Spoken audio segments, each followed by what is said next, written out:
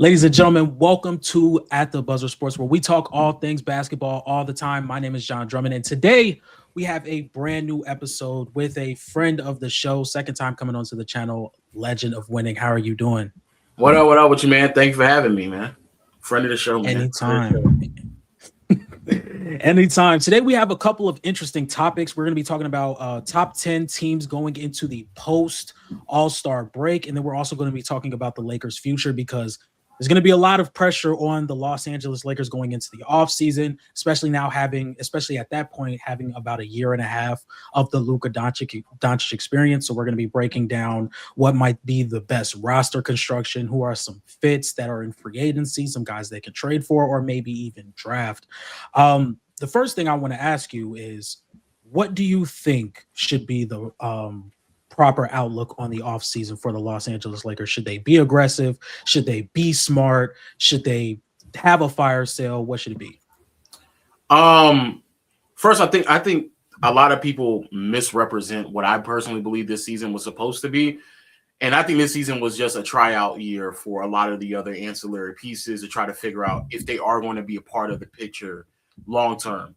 And so when you go into the off season, you are trying to figure out how to fill out the rest of the roster based off of what you found throughout this year. So I think the biggest find is that Austin Reeves is genuinely like a fringe at worst, a fringe all NBA caliber player. So you don't have to go out there and search for a number two per se, because you potentially have that where he can play a pseudo Kyrie Irving type of role and it kind of fit in next to Luka.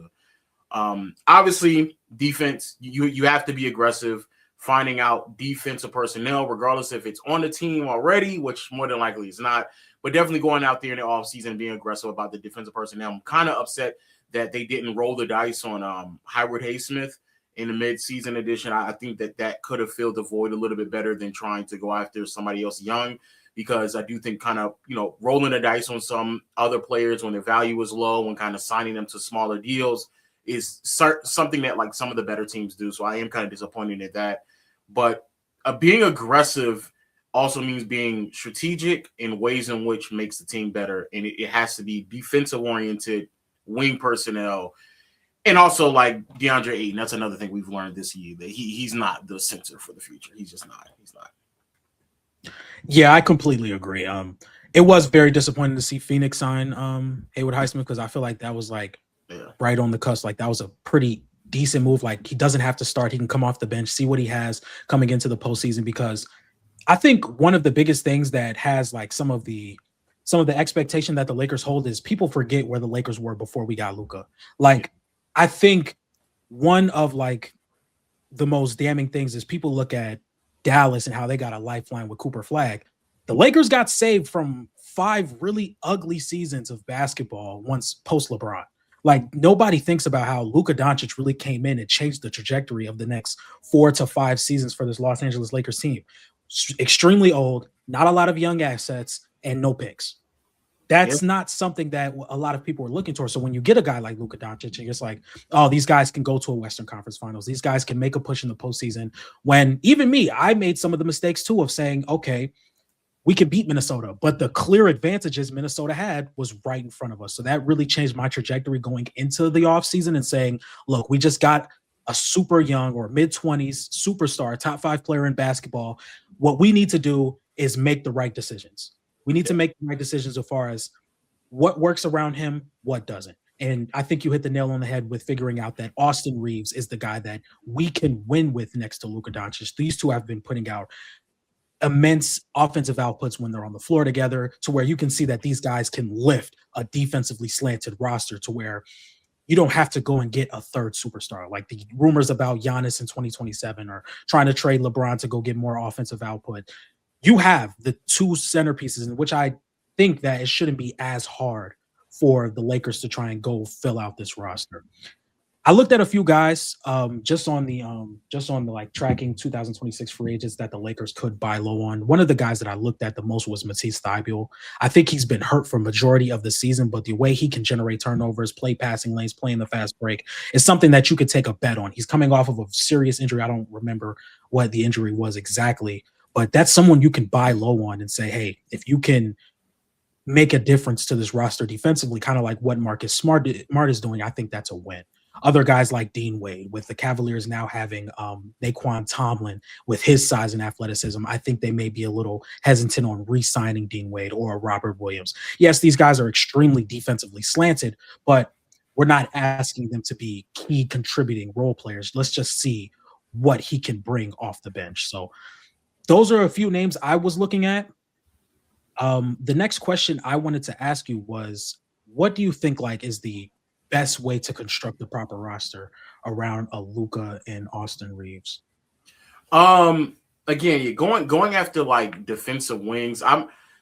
The whole idea of what Rob is trying to sell is going into the off season with like a bunch of money. And I personally, I'm old enough to remember when like the Knicks used to do that, and it was just like, dog, like what are we doing right now? Like I don't like that, because effectively it is laying us up to potentially overpaying or trying to outbid certain players that are on other teams that we then know that, like, oh well, for example, like Peyton Watson is a name that's been thrown around. Like, we know Denver has a threshold of how much money they're willing to pay Peyton Watson to keep him on the team, and we're willing to just outbid them. But there's also like a reality of like us just overpaying for him just for the sake of saying that we can have him on the roster. And so yeah, Peyton Watson is a very interesting name. Wiggins is another interesting name. If Joe Dumars wants to make a deal, maybe Herb Jones and get him on the right path. I think Trey Murphy's is going to end up costing too much, and I think that's a little bit more understandable in contrast to Herb Jones. But I do think that those are the names that have been circulating for quite some time, and I think those names make a lot of sense as well for versatility, flexibility on the defensive side of the floor. Kind of can give you some POA.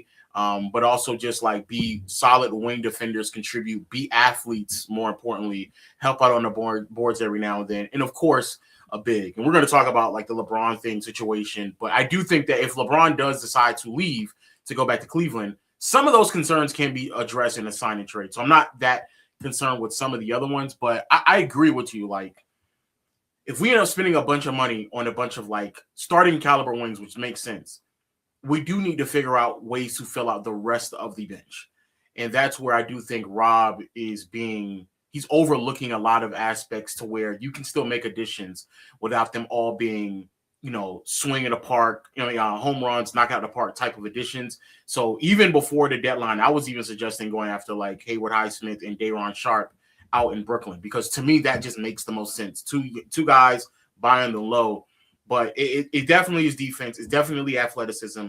It's definitely complementary pieces to what is going to be the Austin Reeves and Luka Doncic era. Yeah, and when I look at this team, and when I look at what they're good at, what they're not good at, obviously they have the two half-court creators that can raise the floor offensively. But then we look like the Lakers don't win on a lot of margin.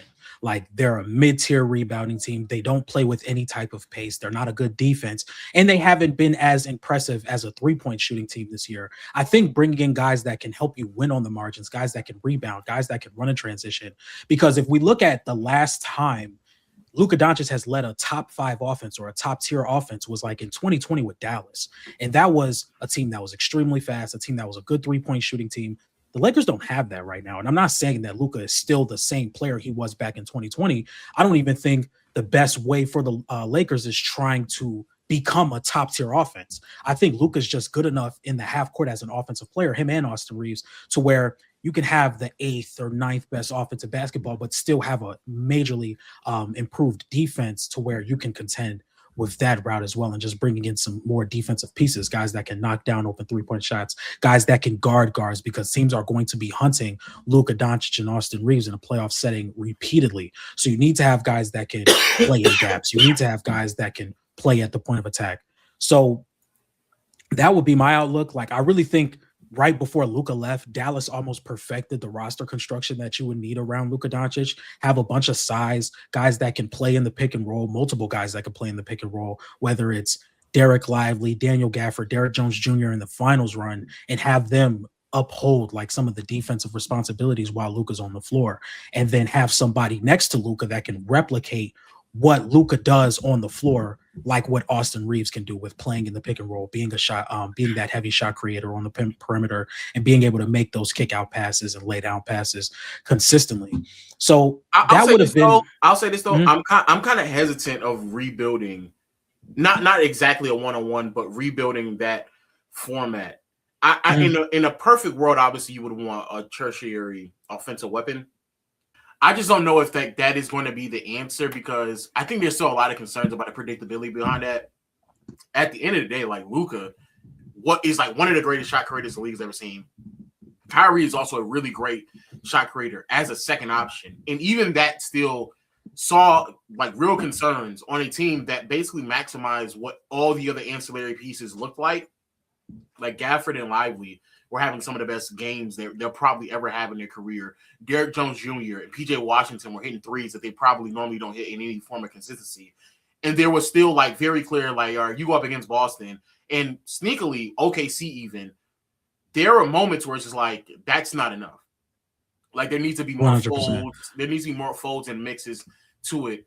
And I agree with you. I think from a guard perspective, I think Austin Reeves and Luka are enough. It can't, if you can get another shot creator that came off the bench, that's not a massive defensive liability, that if you do that, fine. But I do think that there is a world where you do need a wing presence that's not terrible defensively, but that can still provide like a lot of like value on that end. This is part of the reason why like I question. I think Rui is like too lesser of a version of it, but even if like Rui is a staple on the team, coming off the bench though, if that someone like that is necessary, because of when Rui gets chased off the 3-point line, he can still hit the midi, he can still put somebody in the post, he can still do a little bit more things that are more dynamic than what like Derrick Jones Jr. was doing for Luka a couple of years ago. Those things kind of concern me. So I don't personally speaking, I'm not falling in love with the idea of what a Luka ran team used to look like, even though the Luka ran team seen a lot of success. I don't fall in love with that idea. I just don't. I personally don't. Yeah, and I could definitely understand that.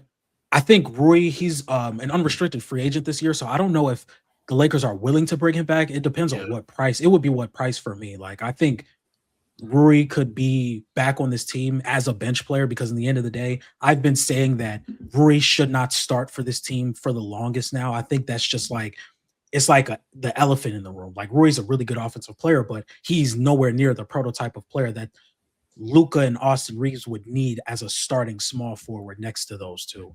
But as far as coming off the bench, like playing in the post, knocking down shots, being able to knock down the mid-range consistently, all that stuff is great, and that could be used in lineups with Luka, Rui, defensive players, Austin, Rui, defensive players. That's where I think some of the substitutions or the substitution rotation should go about. It's like, okay, we're going to start and finish games with Luka and AR together, but throughout that process, we're going to have Austin Reeves floor raise some defensively slanted lineups, or the same with Luka Doncic. So there is a lot of like real concerns with this Lakers team. And this is why, like, out of majority of the playoff teams, like the Lakers are probably would be like my first pick to where they might not get out the first round, like again. And it's going to be a huge uproar in the offseason where this wasn't the year. Like after, because I came into the offseason saying like, oh yeah, we're going to make these moves. And then they didn't happen. And I'm like, okay, this is clearly not the team that I may have thought it was going to be coming into the year. And the weaknesses are so like at the forefront. Like it's so obvious. It's so put out into the world every single night that it's really hard for me to see the Lakers winning a first round series. It's really hard for me to see them doing that depending on who they play. I don't think they have a good matchup against maybe any of the potentially top 4 teams in the Western Conference, whether that's OKC, San Antonio, Denver, or Minnesota. I just don't see it. They're lacking real athleticism, size, point of attack defense. It's going to be an uproar this offseason because I know you were drinking that juice then, because I definitely did not think that they were going to be. I thought this was I went into the season believing, like I said, this is a season to figure out who stays and who doesn't. In my opinion, this is a test out, kick the tires on DeAndre Ayton, figure out what's Austin Reeves' true potential. Figure out like Jake LaRavia, Marcus Smart, rolling the dice on them. I thought this was if we can leave this season believing that we have 2 quality bench players, and Austin Reeves becomes the star that we think that he potentially is. That is how I thought this season was going to transpire. That was it. 48 win, first round exit though. I just it's the same problems, the same issues as last year. And especially when we went into the deadline and basically everybody's talking about 2-3 first rounders for a quality wing, I was like, oh, yeah, I got it, man. That's it ain't there's nothing that we can even sit here and talk about. We had to attach a second round pick to Gabe Vincent to get Luke Kennard. Like exactly. at that point, it was like, bro, we're kind of done. There's nothing else that we can do. And so I really temper my expectations until I feel very confident about the Lakers. But and also, and this is like no shade to him. I kind of also had a feeling when you have $50 million tied up to a 41-year-old that's not going to play in the season. Like those are all things that also can. And then also, he has a no trade clause, and he's not willing to waive it, so we can even potentially get something for him at the deadline. Like all those things in my mind played a huge contributing factor to like me not having crazy expectations. But I will say this is I think this is like a make or break off season for Rob. Like this is it, right? 100%. Yeah, like this 100%. Yeah, like I that's a really good point with the LeBron James thing. Like I feel like a lot of people are like tiptoeing around that conversation where it's nothing against LeBron, like 100%. Like if you got $50 million on the table, you're supposed to take it. But it's like that's one of the biggest reasons why the Lakers kind of like have been stagnant in the offseason or throughout the trade deadline is because one, our assets are extremely limited. Like we're not turning Rui Hachimura into OG Anunoby. That's not happening. That's not going to happen. So we have to look at what our assets are, which is probably Austin Reeves and LeBron James. Those are our assets. One has a no trade clause and is not willing to move anywhere. And we're not trading Austin Reeves. Austin Reeves is not getting traded. And I think that is what's like seriously like handicapped what's been going on with the Lakers throughout the deadline and last season. But I think this offseason is going to be extremely important to what they're trying to do. Now, I'm not saying they're going to go from like first round exit to championship favorites, but I do want to see that their head is in the right space with what needs to go around Luka Doncic and Austin Reeves to where there could be some serious conversation about the Lakers making noise in the postseason next year. Because I truly think, one, with the conversation of Luka not being that good, like maybe being all NBA first team with how many guys are going to miss the games, I don't believe that at all. Like I feel like Luka's been fine, especially since the start of the calendar year. Like I feel like Luka's been fantastic this season, or since the calendar year started. He's giving me like what 33, 7 and 9, 38% from 3 on 10 attempts a game, while still leading the league in free throw attempts. Like Luka's been fine. He's been fine, but with the addition of Austin Reeves, shaky in December, I will admit. Oh yeah, 100%. It got real shaky. He got scared there for this in December, but yeah, I agree. I think that like the last like really 2 months, he's been fine. I think it's fine. Month and a half, he's been fine. Yeah. So my final, just to wrap this up, I think with the Los Angeles Lakers, one, the expectations are always going to be high because it's the Los Angeles Lakers, with people just ignoring what state the Lakers were in when we got Luka Doncic and putting real expectations on this roster where I've been saying, whether it's on my channel, whether it was on Player's Choice, I just didn't think the Lakers were that good last year. And it is what it is. But there's going to be a lot of really big decisions to make this offseason. I will say this as well before we continue. Only real Laker fans really knew that. I'm starting to realize, and I don't want to like derail it back to LeBron, but like I'm starting to realize there's too much noise that centers around like fulfilling this like goal for LeBron that every single year you're competing. But the truth of the matter is like the underlying feeling that a lot of like real Laker fans had was like, man, we're at the end of the rope with this whole LeBron and AD thing. Like it was getting kind of shaky there for a second because we all knew like outside of a miraculous like Miles Turner addition potentially to kind of fill that 5 spot to kind of eventually get Rui to come off that bench. And shout out to Max Christie because he was developing as well. So there were certain things that were kind of working in the favor, but it still took something else to occur. If those things were not going to occur, then it was like I don't know. And then even looking at how AD's health has kind of just really failed him since the trade.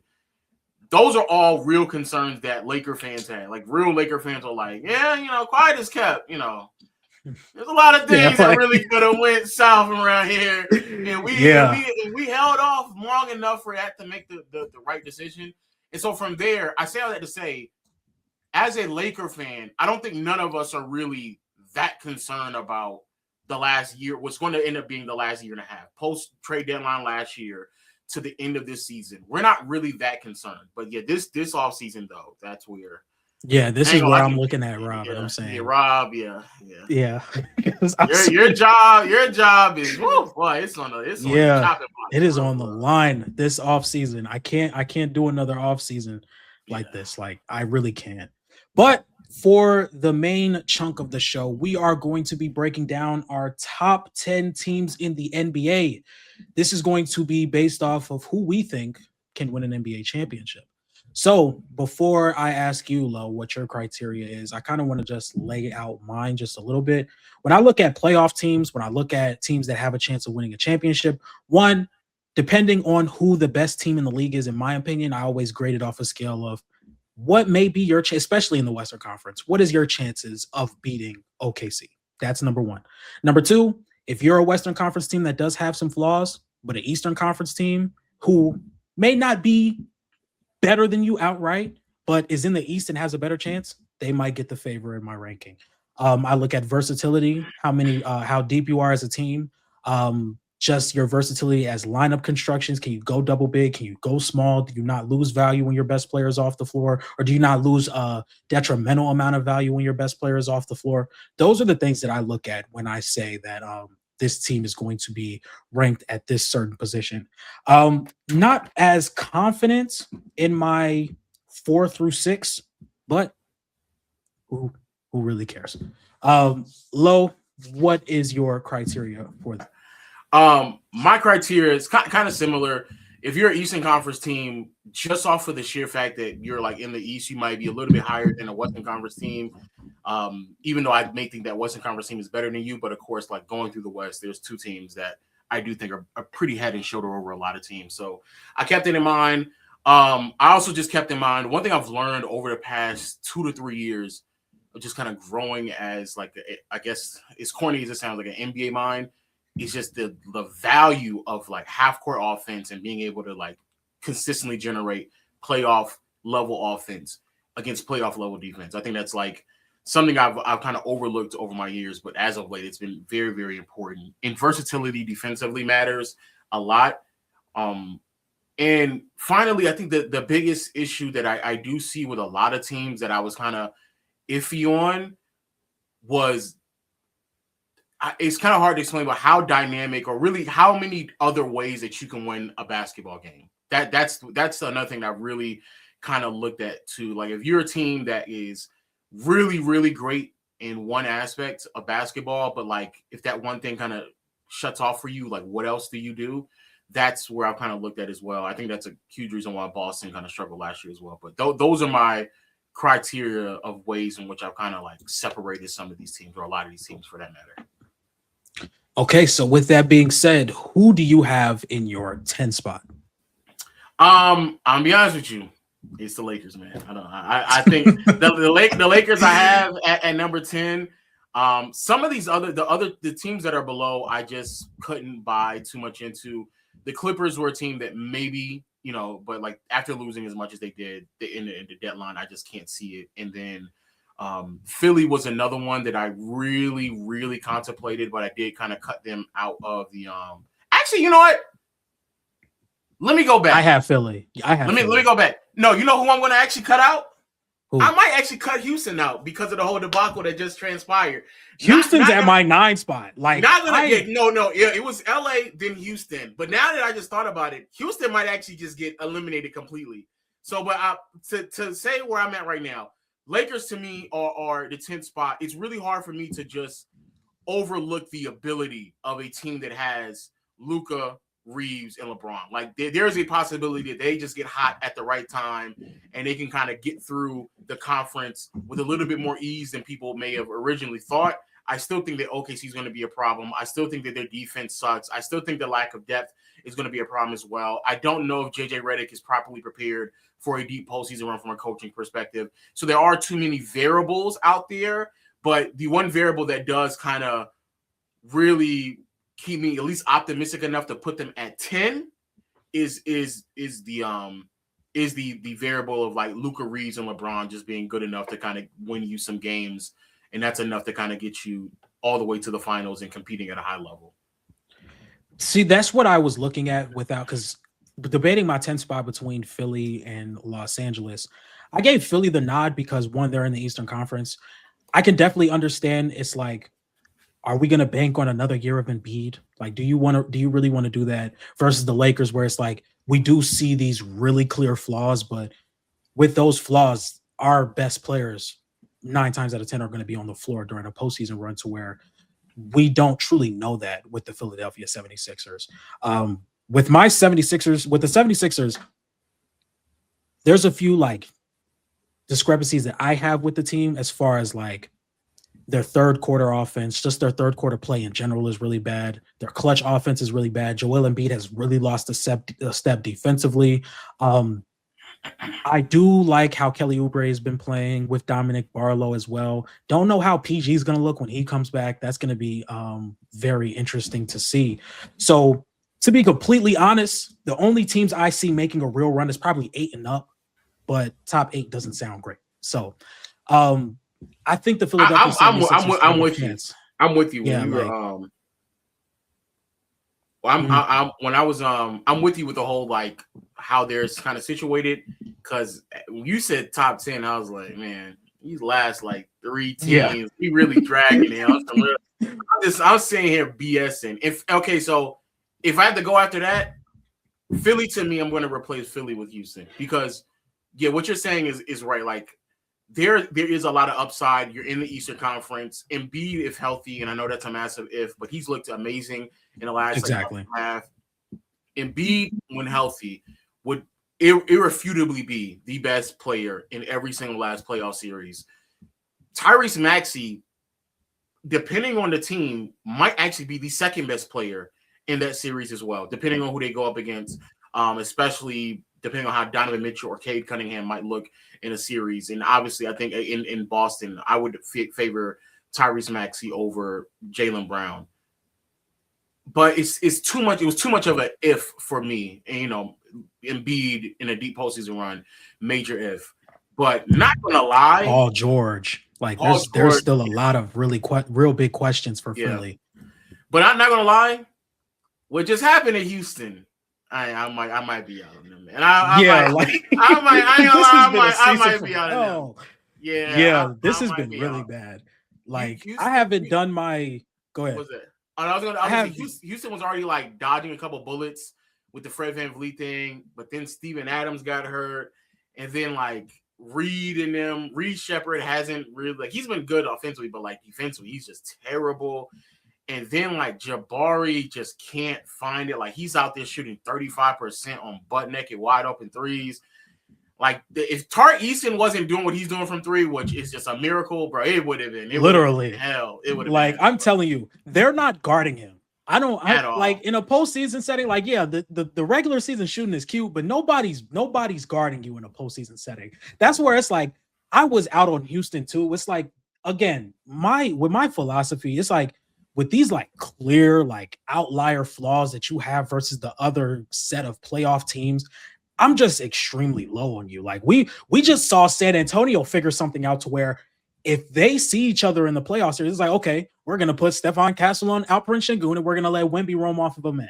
Fantastic. Alperen Şengün is not the finisher or doesn't have the touch around the rim to exploit that matchup like you would want him to. Man. So now Wemby's going to be protecting the rim against Amen Thompson, and we're going to be playing 4-on-5 on the offensive end the entire series. I don't see it. Kevin Durant isn't the ball handler that you want him to be.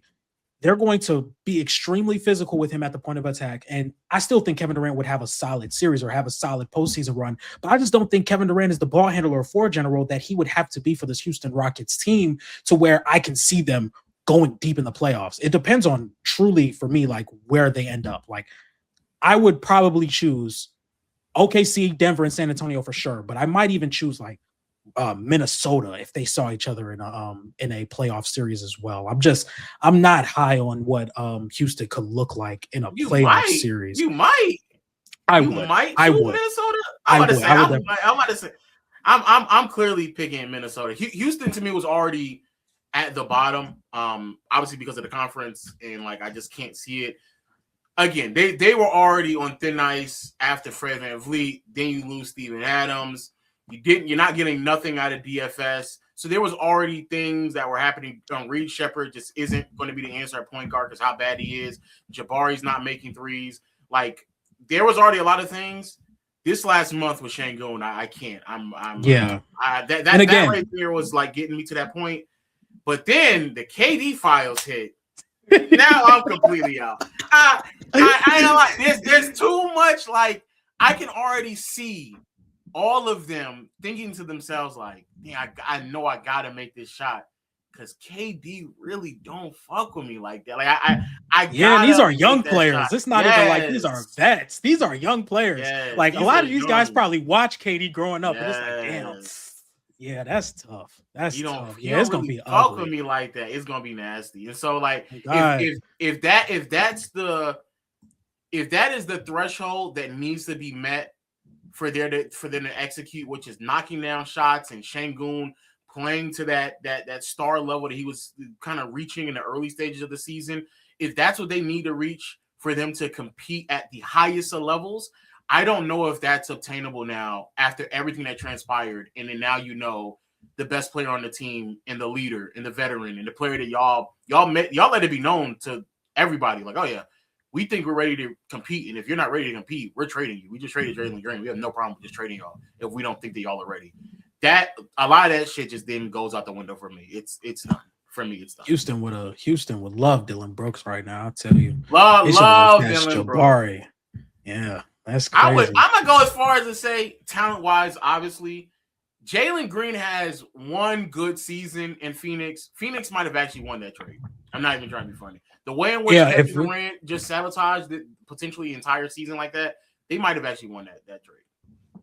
Yeah, because in the end of the day, Dillon Brooks is having the best season of his career, and then we know Jalen Green is like the talent is there. Like that's where I feel like a lot of people have not washed their hands completely with Jalen Green yet. It's just like.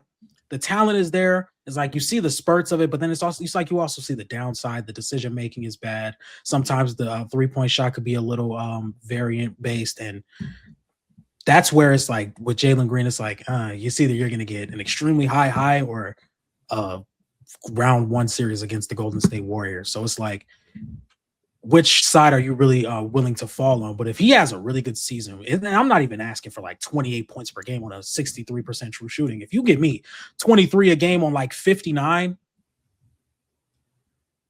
because in the end of the day, I think, again, this isn't even a team that I have on my list, but I truly think Phoenix may be like one piece away just of what they have on their roster. Like truly with the piece being like a top 15 player in basketball, not like a OG. Like if Giannis was truly available, I would really be like buying in on what Phoenix has. But that's neither here or there. But with Houston, yeah, I had them low on my list. I've been out on Houston for a while, especially when like with Fred VanVleet, that made me drop them like significantly. But then it's like the offense started to look okay, but then it fell like off a cliff. Yeah. And Reed Shepherd hasn't been what you wanted him to be. I still think he's a really good offensive player, but it's just like he's not what the Rockets need him to be. Like Houston's asking Reed to be, hey, I need you to be this ball handler. I need you to set up the offense. He won't even get the ball to the best player. Like, man.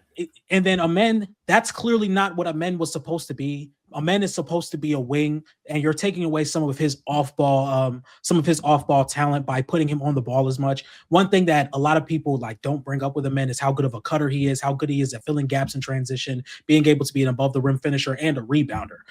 You're taking a lot of that away by asking him to be the primary ball handler for this team. And his first step is too fast for his ball handle. You can see a lot of times where Amen's getting into this dribble move and he just leaves the ball where it was at. They don't have the ball handler. And that's where Fred VanVleet was really missed. Like he's not no all-star level player, Fred VanVleet, but he's a floor general that kept turnovers down for this team, and he's been missed all year. And then Steven Adams to me was like the fork in the cake or whatever they say. Like he was the driver of why this rebounding was so good. And then him being the screen setter that he was for Reed Shepherd made a huge difference for how good the looks Reed Shepherd was getting, in my opinion. So I'm not in on Houston at all. Okay. So yeah, I when we made the list, this is before the KD files. So I had Houston in there. I was really shaky on Houston anyway. The only reason I put them over the Lakers is if I think that the Lakers could get hot and make some shots, then I would have to maybe be leaning towards Houston and think that as well. And their defensive upside is way more. But after this after the KD files, I can't. There's not enough. There's not enough. I am leaning more towards Philly. So I'm probably gonna put Philly at 9 and LA at 10, and then I'm probably just gonna move from there. But after that, who do you have at number 8?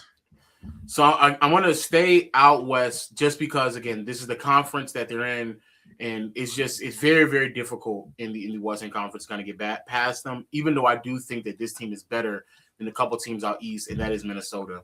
The Timberwolves to me are just a team where it's like in theory they're a theory team. Like in theory, what they should be is really, really great.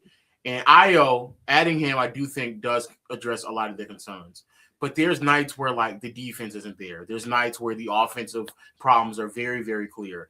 There's nights where like if Jaden McDaniels is not making a shot, my goodness, like you're just crossing your fingers and hoping that Julius Randle shows up. And then there's nights where like Jaden is aggressive and he looks great. And Ant is knocking out his shots and he looks amazing. The floor is spaced and Rudy Gobert isn't a complete bore offensively. Like there's more, and the defense it looks immaculate. So there's this on and off that happens. Also, Naz Reid, he's been up and down off the bench as well. But overall, the Io addition does intrigue me a lot for what the team could look like. But also, Io has not played enough playoff basketball, meaningful basketball, for me to like really trust that he's going to be able to kind of live up to the expectation that they want out of him. But the only reason why this team is so low for me is because how up and down they've been for practically the entire season. But when they do look good, they look, I would argue they have moments where they look just as good as like OKC and Denver and stuff like that. That just doesn't happen enough for me to feel comfortable with them being any higher. And when you're in the West, like that's the team that you have to beat. Those are the teams you have to beat to go forward. I had Minnesota at 6. I think I'm a little lower on 2 particular Eastern Conference teams than maybe the consensus. I have the Knicks at 8. I have the Knicks at 8. Yes. Wow. I'm very low on New York. I'm very low on New York. You're lower on New York than Boston? Yes. Oh man. Yes, 100%. 100%. I'm lower on New York. And the thing is, with my Eastern Conference teams, all of these teams, in my opinion, can make it to the NBA Finals. They all can make it to the NBA Finals. But I think that says more about the landscape than more to me, the actual team.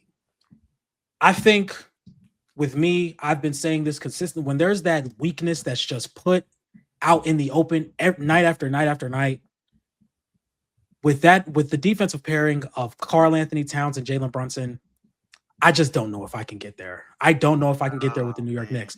Based off of talent alone, they might be the most talented team in the East. They might be the most talented team in the East with one of the best starting fives in the East, with a Jalen Brunson, with a Mikal Bridges, with how Josh Hart's been playing, with how OG Anunoby's been playing.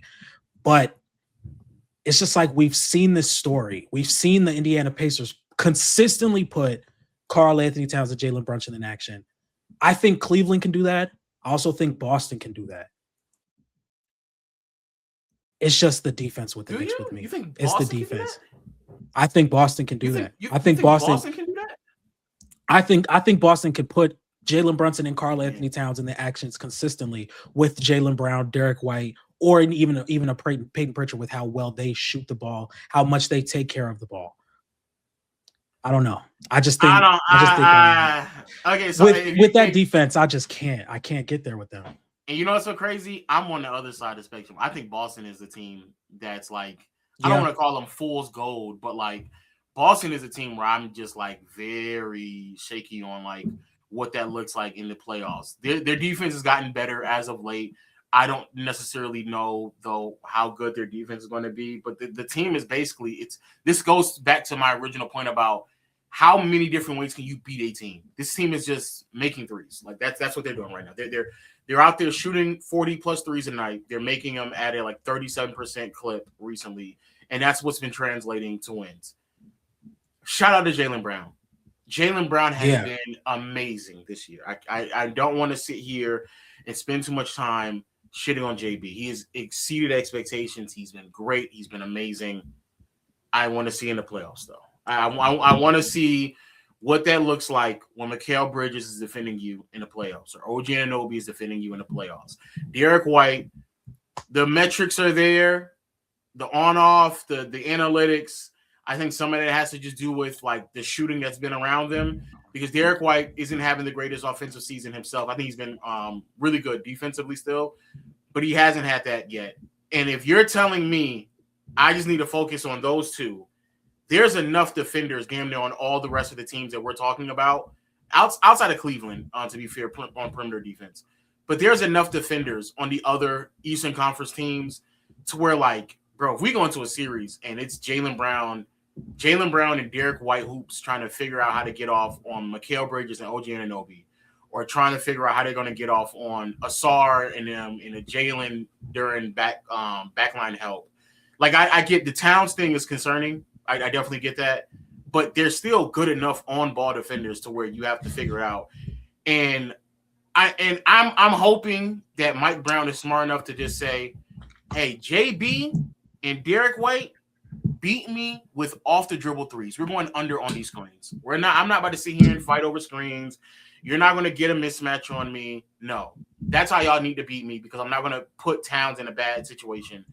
And then it's just a bunch of players in the playoffs that kind of showed last year it can get kind of wishy-washy. And the reason why they won two years ago is because when that happened, they had a Drew Holiday. They had the first half of Porzingis. They had JB and Towns JB and Tatum kind of getting to where they need to when the shots weren't there.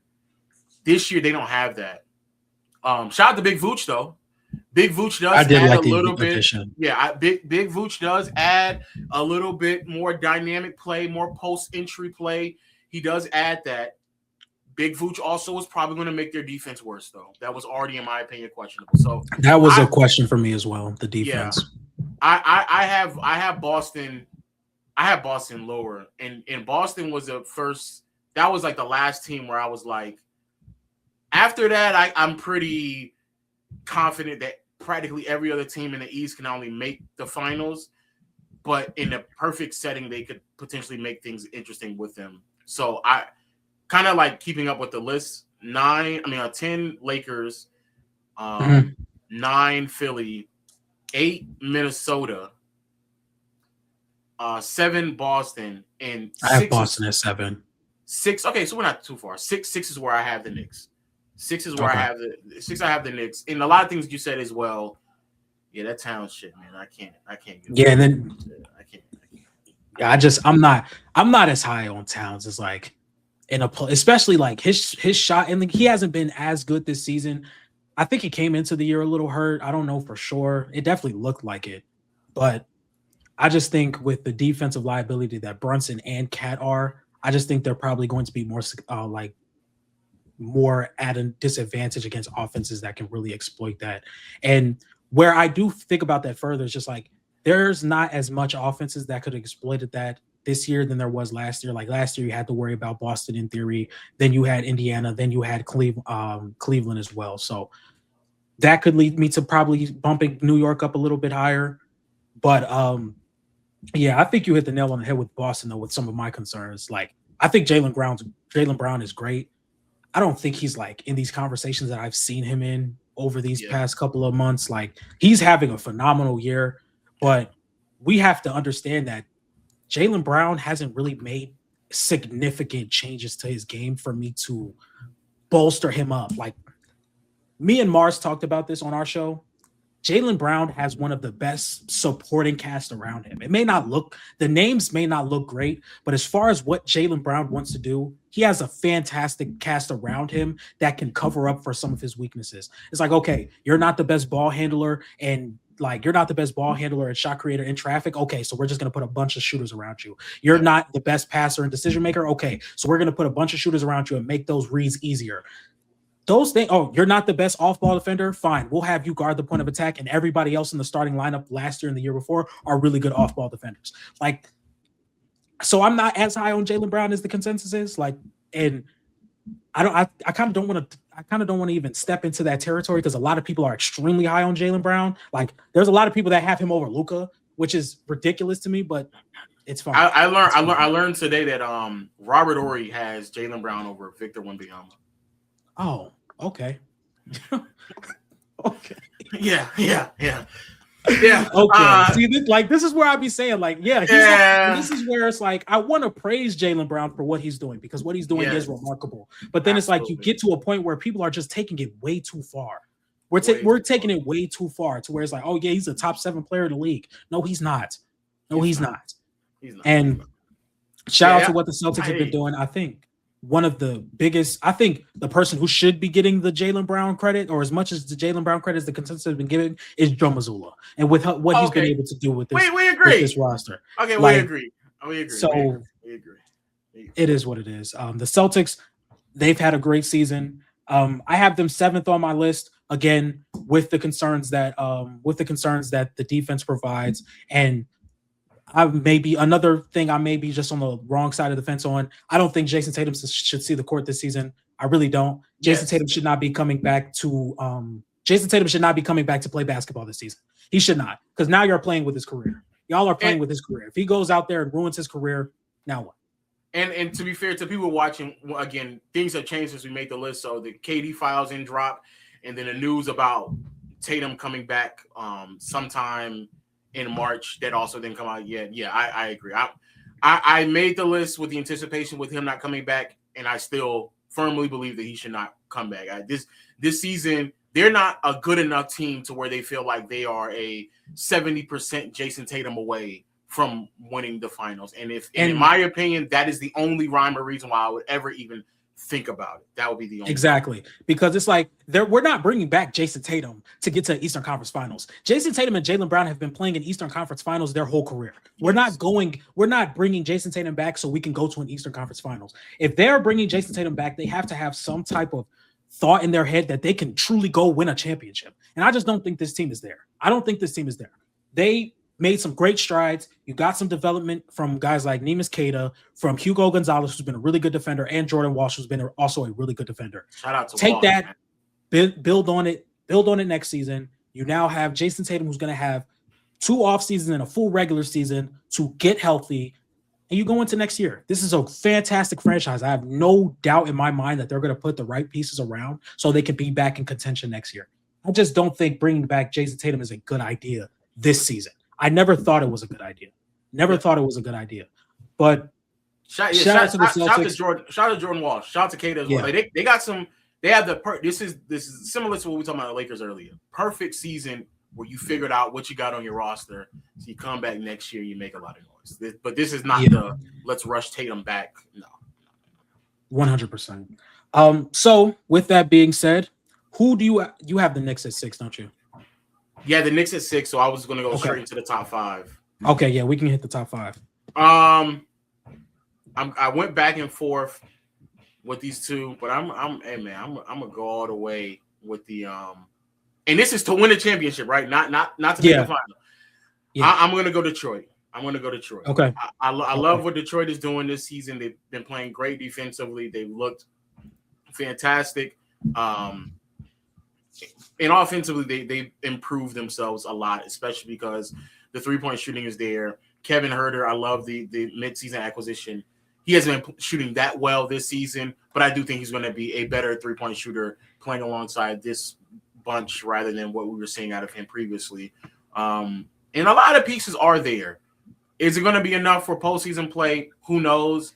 I do think we're at a point now in the Eastern Conference where I feel this team and my last team in the East, I feel very confident to say that they have a very real, legitimate chance to make the finals. So there are two teams that I favor pretty heavily to make the finals out of the East, and that is Detroit. Winning the championship, though, is where things kind of slow down for me because, again, very similar, lack of versatility, lack of shooting, half-court offense. What do you look like? Love me some Cade. I've been high on Cade for like the last year and a half now. Don't love him in a half-court steal. Don't love him as enough of an elite passer and playmaker. And I also just don't love the roster enough for him to go out there and try to advantage create to the point where it's going to carry over to a deep postseason run and eventually win a championship. Tobias Harris, butt naked, wide open three, still making them at like a 36% clip. Disgusting. Isaiah Stewart recently, his 3-point shot, that's not even falling either. They give me a lot of vibes of like last year Houston team where their offensive identity is a lot of just like hustle, offensive rebounds, get to the basket, second opportunities type of vibes because they just don't have the 3-point shooting, floor spacing for what Cade needs to be as a player because he's not the passer and playmaker yet. So that's what really concerns me. But they could easily just win off of defense and vibes, at least win enough to get to the NBA finals off of defensive vibes. And at that point, you never know what happens in the finals. So I have Detroit at 5. I have Detroit at 5 as well. Okay, cool. I think we kind of see eye to eye with some of the issues with this team. This is a majorly defensively slanted roster.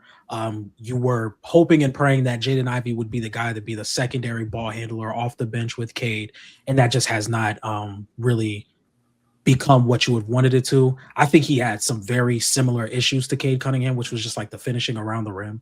That's something I still have a real issue with Cade Cunningham. Like, we've seen defensively slanted rosters have a really good score at the helm and it work. Like the defending NBA champions constructed their roster like that. Have a really good defense, and we have this extra like top tier half court scorer that can provide us with good enough offense for our defense to create a major enough margin. I just don't think Cade is that level of a scorer. I just don't think he's that level of a scorer to be able to shoulder that kind of load. Is he good enough for the Pistons to win a few playoff series and get to an Eastern Conference Finals? Yes. Is he good enough for the Pistons to have that type of ideology and go all the way to the finals and win? I don't think so. So that's some of my biggest concerns. To be honest, like I would have been cool with the Pistons just getting a Malik Monk. Like anybody that could come in and just make some real noise or a Cam Thomas. Like Cam Thomas would have been cool off the bench for the Pistons. That would have pushed me a little bit even further, maybe saying this team might be the team that comes out of the Eastern Conference and me being comfortable saying that. But I just don't see it with that roster. Now, to be fair, fantastic on the defensive side of the floor. The improvements that Jalen Duren has made as a defender and ball handler to add on top of his finishing and offensive rebounding has been phenomenal. I think Beef Stew, him going into a playoff run this season, because I know they missed him against the Knicks last year, is going to be extremely impactful. The improvements that Ron Holland has made as a defensive player this season and as a transition guy, Asar Thompson being a top 2, top 3, or in my opinion, the best wing defender in basketball.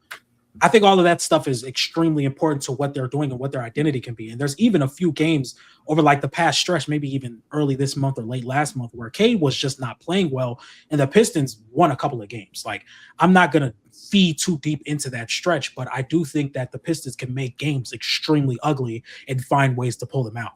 It's just, how much stock am I really going to put into that? That's where I like have my concerns or my drawbacks with this Pistons team. Do I think they can be extremely physical with the Knicks in a postseason series? Yes, I've seen them do it throughout the entire regular season. Let's just be extremely physical with Jalen Brunson. Let's be extremely physical with Karl Anthony Towns. Let's force turnovers. Let's get on a run and let's attack Jalen Brunson on the other side of the floor. I also think Cade, being the defender that he is, helps a lot. I think Cade is a really good defender, and I don't think people talk about that enough. With his physicality, his ability to play off the ball, his ability to show and recover, those things are extremely valuable to have your best player. And the reason why you guys are as good as you are with his offensive floor raising to be a positive on the defensive side of the floor. I think that doesn't get talked about enough. But again, like you said, it's just the offensive drawbacks when Cade is off the floor, and sometimes even when Cade is on the floor, because he could have those series where it's like, okay, I have somebody who matches my physicality guarding me, kind of like in game 1 where against the Knicks last season, where OG was like, okay, I'm going to guard Cade. Like you're not going to bully me and push me around. Like you're not going to do that with me. So it was really tough on him. And then, yeah, so that's just my only drawback with Detroit, especially like against my final Eastern Conference team. I agree. And I mean, we want to just pivot right into it. My number 3 is the final Eastern Conference team because I do think that the 3 best teams out west are the 3 best teams and have the best chance to win the finals. But Cleveland, interesting. Very, very interesting. So I personally do believe that Cleveland is the best team in the Eastern Conference. This kind of goes back to what I was originally saying about how many ways you can win a series. I've definitely grown to be more, I guess, pro Harden than anti Harden. And this is not like me sitting here shooting bail for him because he's definitely had his lows, but I don't think it's as bad as a lot of people make out to be. In the circumstance that he's normally in, definitely don't mold well for the like of success, the amount of success that he's seen, but effectively he's replacing Darius Garland.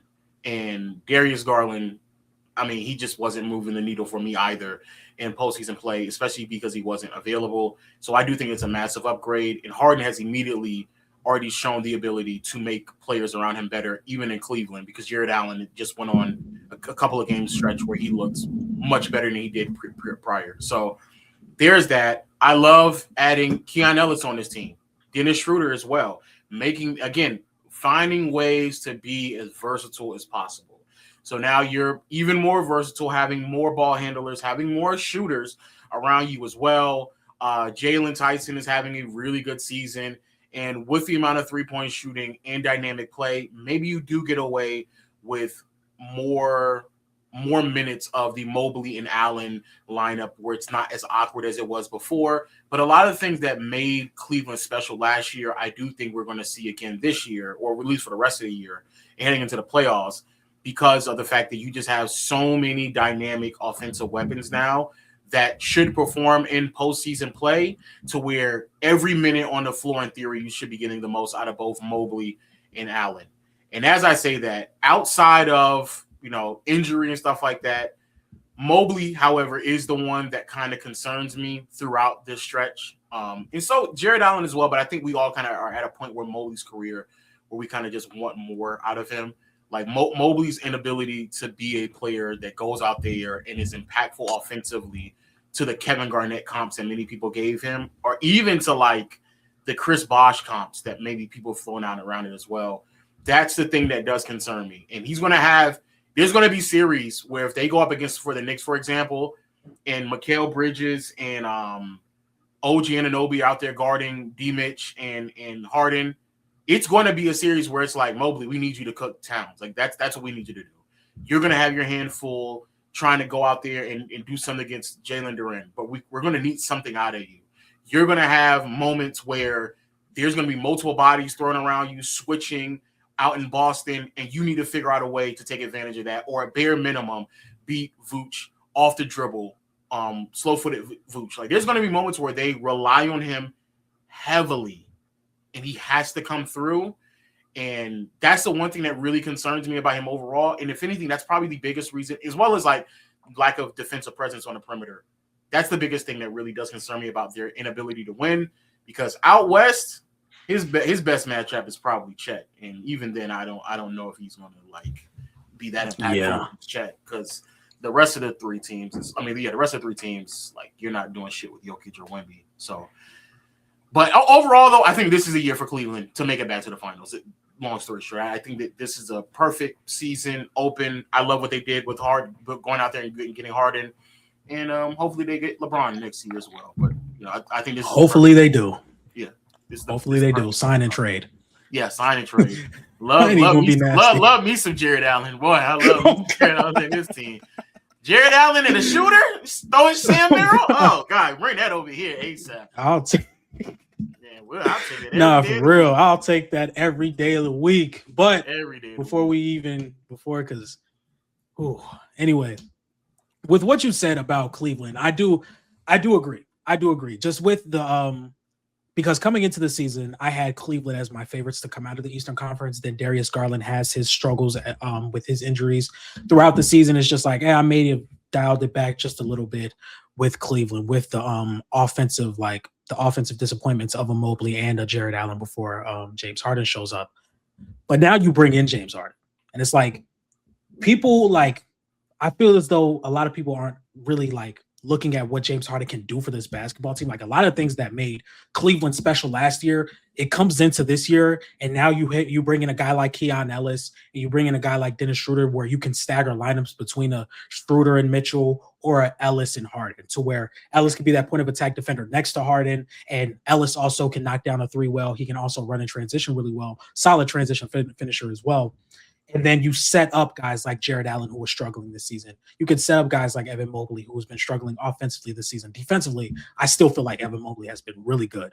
But as far as offensively, that's where I see my struggles from him. And that's always been the case with him. Like, I think I'm at a point where it's just like that offense just might not be there. Like, we've been projecting Evan Mobley to make this offensive leap for years now. And it's like, yeah, we saw a glimpse of it last year with the added ball handling, the mismatch attacking, but it's like, he just might not be that. He just might not be that, like in totality. Like there's a group of bigs where it's like, they just might not be where they are offensively. Like Mobley, Jaren Jackson Jr., Chet, Bam. Chet is the one that really be blowing me, man. I'll be like, man, you out there with like a crazy squad.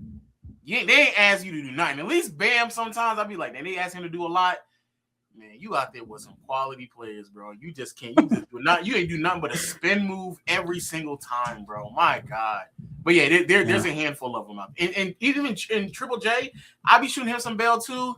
But Chet and Mobley, I can't keep shooting them bail. They in a situation where it makes sense for them to be good, and it ain't happening, man. It ain't clicking. Nah, for real. So I still think Cleveland is the best team in the East, though. Like, especially after the Harden trade, because in the end of the day, Darius Garland hasn't been available. He has not been available, and Harden is. And Harden, he's still one of the best isolation players in basketball. Still one of the best pick and roll ball handlers in basketball. Still one of the best decision makers in basketball. And I think just having that next to a Donovan Mitchell, who's having the best year of his career, is going to be extremely tough to deal with offensively and how much they can stagger their lineups. Max Strus is somebody who hasn't played this season. I don't even know if he's going to come back. But if he does, I think he opens up a lot for this team. I think Jalen Tyson was really the main reason why DeAndre Hunter got traded. Like, okay, DeAndre Hunter's struggling this year. He's having a bad year. Okay, we can move off of him because Jalen Tyson looks like somebody that can really contribute to this team to a higher level that DeAndre Hunter was. With his point of attack defense, the ability to pick and pop when they're running him at a small ball four. He even shown some drop coverage signs, like having ability to put the ball on the floor, knock down open shots, and guard to the level that he does is extremely valuable for what Cleveland is trying to do, especially putting him next to a Harden and Mitchell, who you would not want to be your point of attack defenders against any real star guard, like the guards you may be able to see in the Eastern Conference, like a Cade, like a Jalen Brunson, or like a Tyrese Maxey. So I'm really high on what Cleveland can do. I think their offense is really going to improve this season because when Donovan Mitchell is like looked at as the main floor setter, he does get tunnel vision. Like when Darius Garland isn't on the floor or when Darius Garland is just out of the lineup completely. So one of my biggest issues with Donovan Mitchell is his tunnel vision at times, to where it's like, okay, you're kind of sacrificing a better look for an even tougher shot. And sometimes that isn't always bad. Like sometimes the tough shot for the better player is the better shot than the easy shot for the worst player. Like sometimes that may be the case, but there are moments where it's like, okay, you're kind of like getting your guys out of groove, and your job is like, for the moment, is to set guys up. But I think James Harden takes a lot of that responsibility off of Donovan Mitchell, and I think that's what leads me to me being higher on them and them being my favorite out of the Eastern Conference. With that being said, though, I still think there's a world where the Pistons can beat this team. I just think it would have to be like I think it would have to be with them like forcing turnovers, being extremely physical, Jalen Duren and Beef Stew getting the better of the Cavs front court. So I do think there's a world, and I think with athleticism and physicality, with James Harden at the age that he is, could get the better of him. Like I think if you could be really extremely physical with James Harden and speed him up, I think that could be a pretty good recipe to kind of like maybe slowing him down just a tad bit. So I think there's a world where Detroit can come out of the East. But as of right now, Cleveland would be my favorite. Yeah, everything I agree. I do want to say the one thing that is going to be interesting to watch is not just Mobley but also Jared Allen. I think everyone kind of just knows that Allen has limitations, but there are times where he kind of drifts a little bit. I don't think there's going to be as much as a problem now with a Harden on the team, but overall, yeah, I love what Cleveland did at the deadline, and it definitely put themselves in a position to make a deep run. Yeah. Then number 3 for me going out west. I'm going San Antonio, but I think all 3 of these teams can win. I had San Antonio number 3. Spurs have had really great wins this year. They're the second best team in the Western Conference, third best team in the NBA, and they're only, I want to say, like 3.5 or 4 games removed from the number 1 spot. And they've done so with Wemby on minutes restriction and missing games. And a lot of it has to do with just how much they get after it. I love the defense in the backcourt from Castle, Fox, and Harper when he plays. I love people who may be watching this, they know I love Keldon Johnson, man. He does all the right things, little things, shoots threes, hustles for the rebound, goes out there, plays really good defense. Champagnie, really good season out of him as well. And they have a genuine Luke Kennard, perfect fit next to Wemby. And they have a genuine 8-9 man rotation. That's another thing that I really look for when making my predictions. The biggest reason why I just don't have them making it to the finals and winning a championship, or at least not favorite in my opinion, is just because of the lack of experience. We're talking about players who are going to go into their very first playoff run, very first. And it ain't gonna be a cakewalk. It's gonna be some very real. Yeah, this is not. Yeah, this ain't no. We're not talking about. I'm about to go up against a below 500 team in the first round and a fringe 45 win team in the second. No. The way this is setting up, second round, you're going to be facing a title contending team, and it's going to be very, very real. And that's where, as much as we all love Stephon Castle and Dylan Harper, those 3-point shooting concerns are very real, like very, very real. As much as we may love all 3 of the guards, the limitations with their passing and playmaking, very real, and how you're going to play them, that's very real. It's all a cute story till Harrison Barnes is in the corner not making threes as he normally does. Champagnie and Keldon Johnson, I need to see it in the playoffs, man. I just got to see it in the playoffs first. And then you have Wemby, where I'm just going to be honest with you, especially because of what I've just seen out of him this year in particular.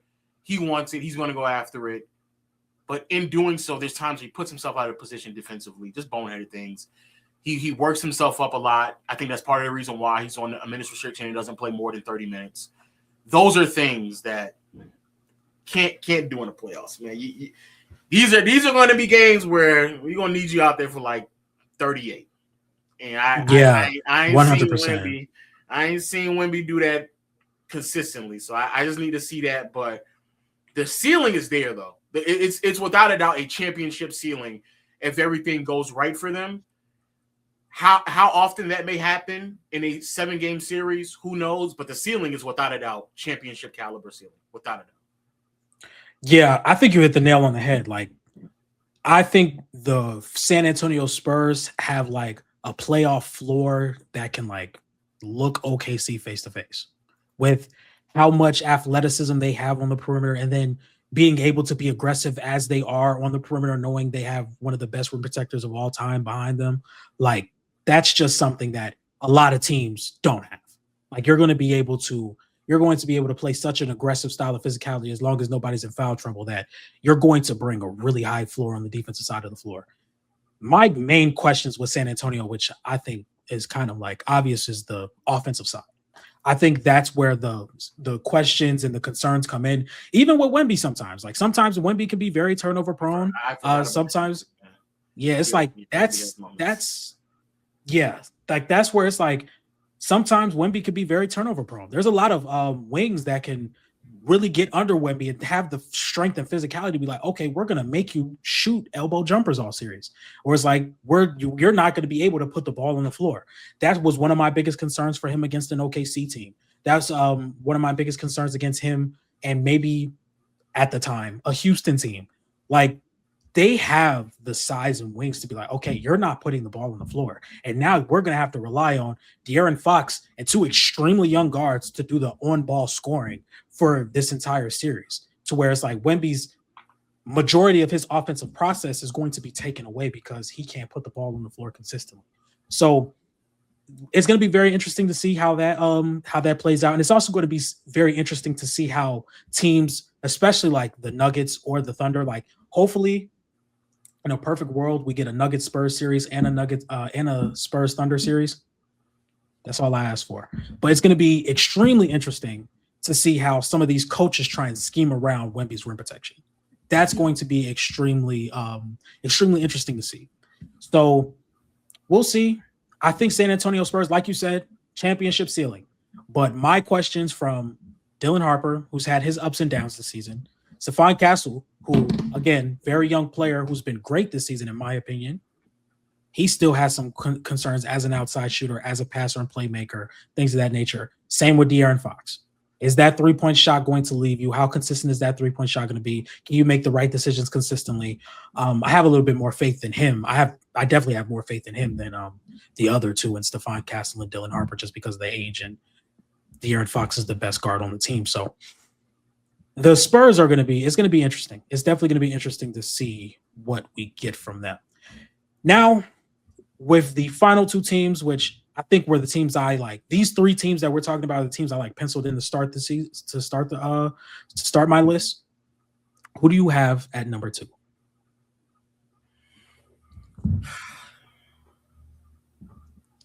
I have OKC. Wow. Wow. I can't. Okay, so let me before I go into it, let me be very, very clear. I think it's close. I think this is going to be one of the best series that we've seen in a very, very long time. I think it's going to be this way for quite some time. And I'm happy for a lot of the younger people out there watching that you all are going to witness this, because this is effectively like how, like, back in the day when I was growing up, like Spurs and Suns were and stuff like that. I think that's the type of atmosphere we're going to get, and so I'm happy for the league in that sense. Thunder, though, they're scaring me. The defense has not felt the same way since last year in the beginning part of the season. I think that'll change in playoff play. I think they're going to go right back up to it. There's been, of course, some inconsistencies with some of the supporting cast members. I don't think that'll be that much of a problem. I think that they'll kind of fix it, especially like AJ Mitchell and Kaysen. As of late, they started out the season really good, but as of late, again, it's been some up and down. But they're like very even if it doesn't happen, the Jared McCain addition might come through, help them out in a couple of possessions where they need it. But there are like real concerns that I have for this team that I just can't shake. I can't. The biggest ones, obviously, the shooting. Lou Dort, recently he's been back. Last year, though, in the playoffs, Dort and a couple of other names fell off the face of the earth. And then you have the J-Dub and Chet situation. I think J-Dub will be better than what he's been so far this year. So let me say that. But the fact that J-Dub and Chet, they don't need to be better than the worst versions of themselves this year. They need to be better than what they were last year. Because last year, it could have went either way last year. And Denver wasn't even 100% healthy. And it still could have gone either way. And going through, and we still have 30 more games, so there's times to where you can ramp it up and kind of piece things together. But they lose games almost the same way every single time. It's way more shea ball than people want to acknowledge. It's way more depending on one player, heliocentric, and a bunch of, I don't want to call them fake shooters, but inconsistent shooters out there that when the game gets tight and you need yourself a bucket, I don't know how often I'm going to rely on them. And all of that may not be that big of a deal if Chet and J-Dub took the steps offensively that we wanted them to take before the season began. If that was the case, then I wouldn't care about Lou Dort's fake shooting. I wouldn't care about the up and downs of Kaysen and AJ Mitchell. I wouldn't care about the unavailability of Hartenstein or Wiggins and Isaiah Joe and all these other players who may have good or bad stretches. I wouldn't care, because not only then is the defense good enough to keep you there, but if Chet and J-Dub can show up, it'll push you over the top, because that's really how good their defense can be. They can be terrible from three and still beat you confidently because they're just that good defensively. This year, the defense is still there, but these teams, I think Denver's gotten so much better to where you can't just say we're going to defense our way through a championship. We're going to defense our way through a 7-game series. And it's going to come down to Chet and J-Dub showing up, Chet doing more than just a spin layup, and J-Dub being able to consistently like beat somebody off the dribble and take a midi and make it. And I just don't know if that's going to happen enough. I definitely get where you're coming from. I definitely have those same concerns. One of the things that I've said was, I think people don't realize how much Shea's actually doing for this team, like as a scorer and what he does for this team. I don't think people realize that enough. The floor offensively is going to remain high with Shea on the floor. But in the end of the day, teams are guarding Shea. They're only guarding Shea. It's like, okay, yeah. I live with Lou Dort beating us. I'd even live with Jalen Williams, the all-NBA player, with beating us. I'd live with him beating us. I'd live with Chet beating us. And it's like, that's where it's like, we need to really see something on the opposite side of the floor, because we've seen it against Indiana, where Chet had a terrible series offensively against it was either Indiana or Minnesota. It was one, or maybe even both. It was both. Just exactly like he's been underwhelming offensively. Like, we know what this team is on the defensive side of the floor, but like you said, they're not going to be able to get through this postseason run with just being defensively slanted, and we're just going to have bad offensive games, but our defense is going to be so good that we just edge it out.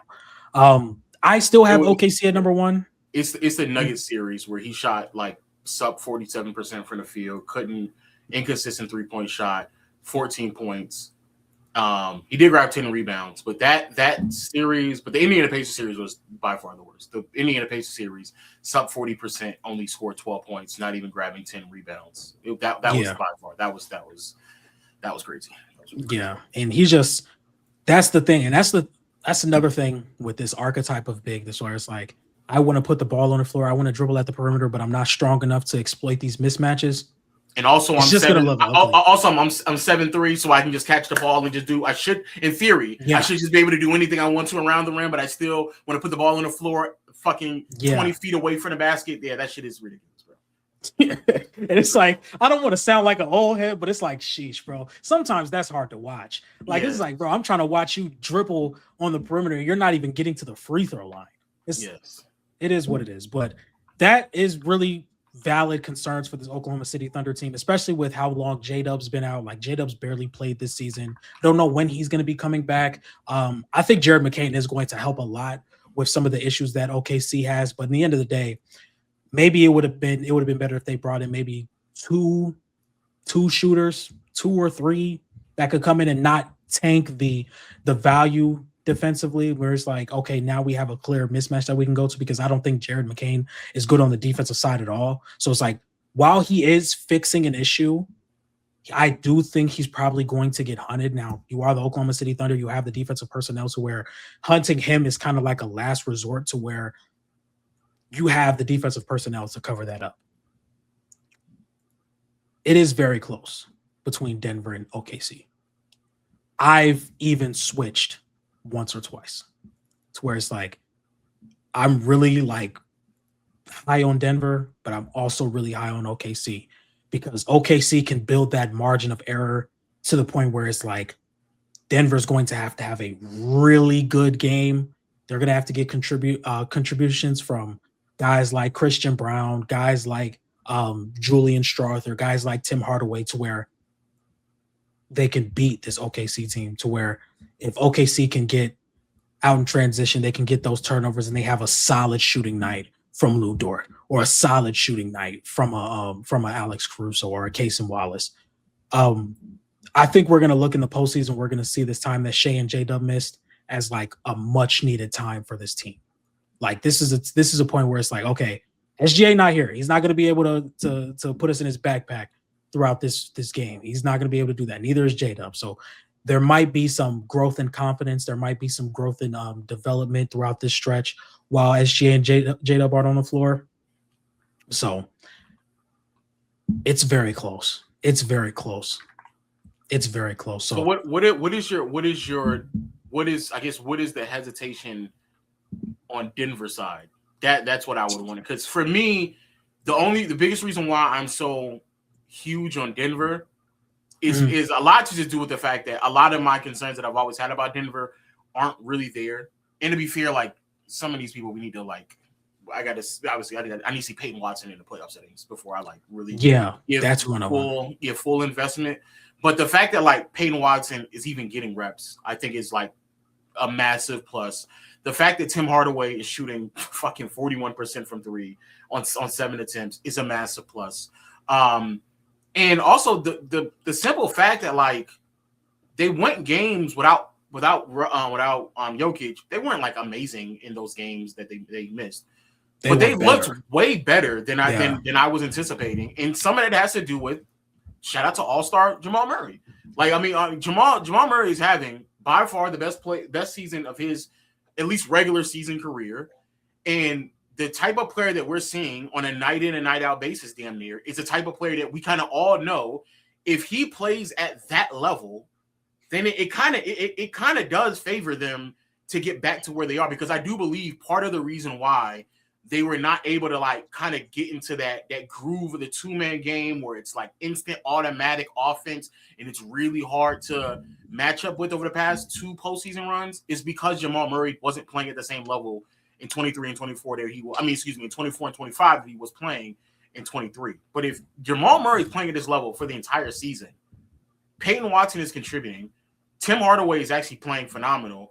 And it didn't look that bad. Cam Johnson's back to shooting really, really well. And they're doing all of this. Also, defense is sustaining. It's not as if like it's falling off the face of the earth where they're like the worst defense in the NBA. It's sustaining enough to where they can still win games. They're doing that without Christian Brown and Aaron Gordon. I just feel like as if like the things in which we would want out of Aaron Gordon and Christian Brown, we're going to get, and it's going to immediately make them better. And you're talking about the number 1 ranked offense in the NBA, and with a player that I think is the best player in the league, and Jokic as well. I kind of feel like that to me is like too much to overcome. They have another way to win with Jamal Murray. They have contributing pieces now to where even if Murray and Jokic are having bad games, it's not just left on a Hail Mary from Aaron Gordon like it was last year. Like Peyton Watson can come in, Tim Hardaway can come in. Like there's a lot of names that can just come in and just contribute on sometimes on both sides of the floor too. That's why I was like, man, it's really hard for me to just like overlook everything that's in favor for them just because I may not like Peyton Watson in a playoff settings. Yeah, I think what I'm still holding on with OKC is just the fact that one, I think with them winning on the margins, I think that can build the separation with how disciplined they are on defense, how much they can generate turnovers, how well they take care of the ball. I also don't know how they would guard SGA. Like, I don't think they'll be able to throw a zone at him again. It's going to be really interesting to see if they're going to say, hey, we're probably going to we're going to put our 3 best athletes on the floor when we're going against OKC, with that being Christian Brown, Peyton Watson, and Aaron Gordon, and maybe let Cam Johnson come off the bench. Even though I haven't been as high on Peyton Watson's defense this year, just because with all the offensive development that he's probably prioritizing. You don't think it'll be better? You think it'd be better when Christian Brown and Aaron Gordon are there? I think it would be better. I don't necessarily see Peyton Watson as a point of attack guy, though. Like, I see him more as like a roamer, somebody that pays passing lanes and does have some rim protection value. Yeah. I think Christian Brown would probably be the guy that takes that assignment against SGA, because to be fair, he did a pretty fair job against him last season. But I just don't think using the zone is something that they're going to be able to go to again, because towards the end of this series, it looked like Shea was doing a really good job against it. And then it's like, it's really close to where I'm not going to say like, oh yeah, OKC is definitively my favorite, because I've had moments going back and forth between Denver and OKC, because I really do like how Denver, one, they have more reliable shooters this season. Like with the way Jamal Murray has been playing. Because the past 2 postseason runs, Jamal Murray, like there was moments where it's like, okay, we're just not going to bring the ball up with Jamal Murray. We're going to have Aaron Gordon bring the ball up because Jamal Murray can't deal with that physicality, whether it was against OKC or whether it was against Minnesota. And it looks like Jamal Murray has really made the improvements and had a full offseason to rest and recover to be the player that you would have wanted him to be next to Jokic. And then you have like Peyton Watson, who's really good at cutting to the basket, has gotten much better as a 3-point shooter. Again, we're probably just going to have to see that. And Aaron Gordon, who's gotten better as a 3-point shooter to where they can space out the lineups and they can kind of take away what OKC did really good towards the end of that series, which was just like swarming Jokic, being able to help off an injured Michael Porter Jr. and an injured Aaron Gordon. So not to beat a dead horse, but last year against OKC, Jamal Murray was 40% from the field, 30% from behind the arc, 3 turnovers a game, held to under 21 points. Like it was a bad series. And then the year before that, in the Minnesota series, he wasn't. Or the entire postseason run, he wasn't that great.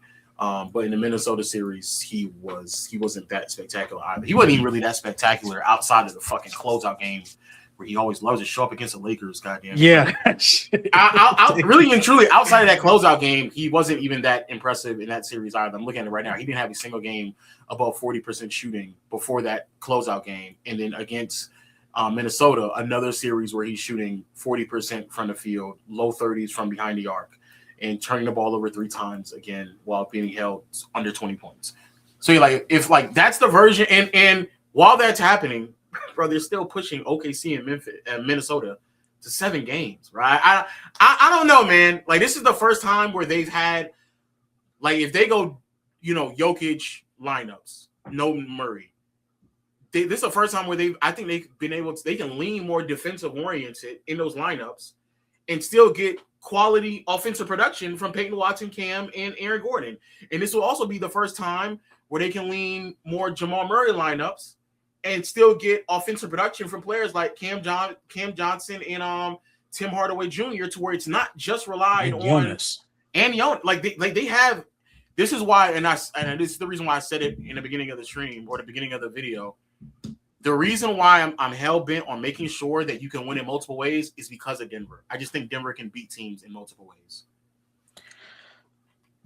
I'm not trying to change your mind. But it seems like you're going back and forth anyway. It's tough, man. It is. For the sake of the video, I'm just gonna keep OKC. You know what? If you want to keep, I'm gonna stick with OKC. Yeah, I'm gonna stick with OKC. I'm gonna stick with OKC.